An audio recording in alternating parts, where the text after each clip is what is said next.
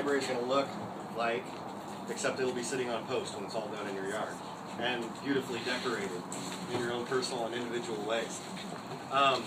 It's a fairly straightforward little design. It has, without the door, it has 6 pieces, bottom, top, 2 sides, shelf, and a back. The holes are all pre-drilled and they're countersunk, so wherever you see the little beveled hole, that'll be the outside of that piece. The angles that you'll be thinking about are the sides. They'll have an outside screw, and then they'll angle back. The back has a slight angle that'll go at the top to mate with the nice smooth surface of the roof, the way it slopes. The top itself, I don't know if I mentioned that already, but it has a slight angle at the back of it to mate up with the back. The bottom then looks much like the top, except this is not the perfect example. The bottom will have 4 corner holes, but it'll also have one in the center right here to where you can identify that, and that center one goes towards the back so that you can have an overhang. When we build it, we'll want to use just a little bit of dab of glue at the joints. You don't want to get too crazy with the glue because when you smash it, it'll all just squeeze out and you'll have glue all over the place. The holes, since they're all pre-drilled and it's pine, it's fairly soft wood.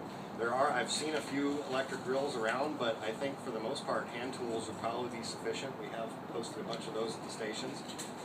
And the electric drills can kind of overdo them. Right.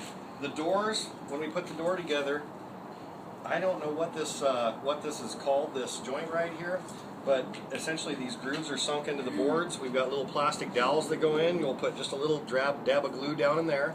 We'll drive the plastic in. You'll want to build one edge or one side and top and bottom first. Slide the plastic down in and then put the other one on because there's grooved all the way around for the plastic to sit in it. And then the door will essentially be done. Once we get all that complete, there's 2 hinges per door and then 1 clasp to keep it shut. As far as the locations, you know, everybody can be unique and different as long as it works, right? Anything I can think of or any questions that I'm not missing? What about safety? How many ways can we hurt ourselves today? I should have had a hard hat on already today because I've already banged my head once. Got a hard head. Yes, that's true. That's my wife. I can't really think of anything major safety other than just general hand tool stuff. You know, be careful. All those screws are very pointy. The wood, there is sandpaper at each station. The wood has been cut with a nice saw, but it does leave a little bit of rough edges. So if you want to take just a minute or 2 and just smooth your boards up, and just that little extra, you know, fit and finish, make it a lot nicer. And there's a little bit of burring on this cut joint, so you kind of want to tidy that up before you try to shove the plastic joiner in. Otherwise, you might have some struggle getting the plastic joiner in. So what we're dab of glue on the joiner. Yeah, a little dab of glue down at the bottom. You got a question? Yeah, I do. What do you recommend to waterproof it? I would put some sort of a primer on it and then paint it with an exterior paint. Okay. And don't be shy with the paint, you know, kind of make sure it globs over the screws. We're probably never going to ever take these apart, right? So just kind of glob it all in. Or deck stain. If you have some leftover deck stain, it would be and excellent. as far as the roof, I mean, I feel like if you painted it well enough, it would probably work. But, you know, you could get creative with it too and maybe come up with some sort of little roofing material, maybe like the corrugated metal or plastic, because it'd be easier to cut. That's part of the fun we had with decorating ours. You know, you just try to get as creative and keep your plan a secret too, because people will try to copy. And try to get a light. These are not exterior quality hardware either, so maybe try to get a light coat of paint on these, but still keep the hinge operating. So after you paint it, you can just operate the door a couple of times to break it all free and then go from there. And then, I don't know about this, it's not exterior quality, but you still might want to get as much paint on it that would still allow it to work. So that it doesn't rust. But it's probably good for a few years too. How's that match? So the latch, there's 2 pieces to it, and it's kind of like a suitcase type mount or something.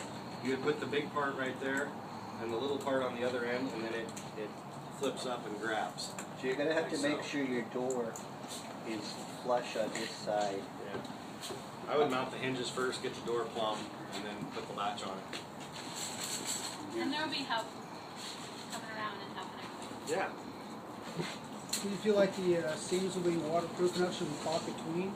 Is that Well, we'll put a little bit of glue in between, and once they're smashed, that glue will spread out. And then, like again with the paint, I would go happy with the paint. You might even consider painting it with the door off, like this, and then just putting a nice. If you lay the thick exterior paint on, it'll kind of get kind of rubbery, plasticky, and like fill in the holes. You could also choose to, if you wanted to, you could put some trim around the side and put shingles on the side. Yeah. Yeah. You get as, you know. Think outside the box when it comes to decorating it. Outside the box, right? Thank you. Any other questions? No? What's inside the box? What's inside the box? There you go. Nathan? All right. So one of the goals we have for today is to get actually people helping people as well. And so as well as breaking out into these 3 different stations, we were thinking that we would pair the teams of people who are going to be future librarians with one another based on skill and comfortableness using these tools and assembling these things. So to get that done, we were thinking we would actually create sort of a spectrum where standing over here, not you necessarily, but maybe, would be less comfortable working on this and assembling things. And standing over there would be more comfortable. And so what we're going to... Master woodworker. And what's a screwdriver? Exactly. So what we'd like to ask you all to do is, this is also a chance to kind of get to know each other. I know a lot of you have been kind of mingling already this morning, but can you sort yourselves based on how comfortable you are relative to the rest of the people here doing this project today? I'm going to set a timer for 2 minutes. 3 minutes, how long? Does that all make sense? Ready? All right, 3 minutes, go for it. I'm not